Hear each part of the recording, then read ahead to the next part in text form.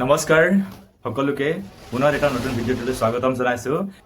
So appointment লোৱাৰ পিছত কিন্তু আপোনালোকে এটা কথা ভাবিব যে যেতিয়াই জইনিং কৰিব দিয়ে সেই প্ৰথম দিনাখনে আপোনালোকে জইন কৰিব। ইয়াৰ কিছুমান কাৰণ আছে।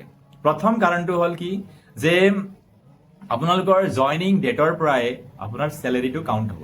সেইটো এটাতো আছে, চেলেৰিটো এটা আছে, কিন্তু কিছুমানে চেলেৰি ডাঙৰ কথা নহয় বুলি ভাবে। কিন্তু তাতোকৈ ডাঙৰ কথা নেক্সট ইম্পৰ্টেণ্ট কথাটো হ'ল কি যে আপোনালোকৰ চিনিয়ৰিটিটো বহুত মেটাৰ কৰে। যিদিনাখন আপোনালোকে যোনটো সময়ত আপোনালোকে জইন কৰিব তাৰ দিনৰ পৰাই আপোনালোকৰ জইনিং ডেটটো কাউণ্ট কৰিব। আৰু ইন ফিউচাৰত যদি হেডমাষ্টাৰ হ'ব লগা হয়, কিবা কাৰণত চিনিয়ৰিটিৰ মেটাৰটো আহি যায়, তেতিয়াহ'লে আপোনালোকৰ চিনিয়ৰিটিটো থাকি যাব। সেইকাৰণে কিছুমান কেণ্ডিডেটে বা ভাবি লয় মই এইটো এপইণ্টমেণ্ট লেটাৰ পাইছোঁ, কিছুদিন মানে ঘৰতে থাকি লওঁ 2-এদিন, তাৰপিছত মানে জইনিং কৰি ল'ম, কাৰণ জইনিঙৰ সময়টো দিয়ে জেনেৰেলি 15 দিন 10 দিন এনেকুৱা দিয়া থাকে।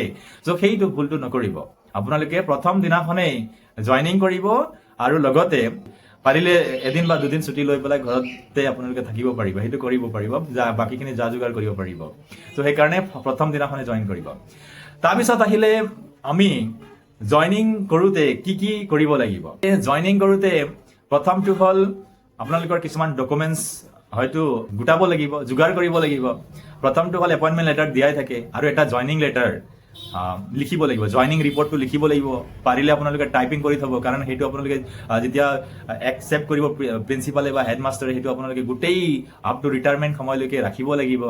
তাৰপিছত নেক্সটটো আহিলে কিছুমান মানে মেণ্ডেটৰী আছে, যেনেকৈ এফিডেভিট দিব লাগিব 2 চাইল্ড পলিচিৰ। আজিকালি আছাম গভৰ্ণমেণ্টৰ যিটো নৰ্মছ আছে 2 চাইল্ড পলিচিৰ, সেইটো এপ্লিকেশ্যন বা এপ্লিকেশ্যন ফৰ্ম থাকে বা কিছুমানে এফিডেভিট বনাই পেলাই দিয়ে, সেইটো দিব পাৰিব।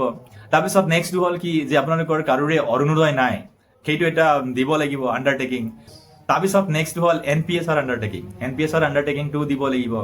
চ' এই 4টা ডকুমেণ্টছটো আপোনালোকে দিবই লাগিব। বাকীখিনি আপোনালোকৰ কোৱালিফিকেশ্যনৰ ডকুমেণ্টছ দৰকাৰ নহয়, কিন্তু তথাপিও লৈ যাব, কেতিয়াবা খুজি দিবও পাৰে।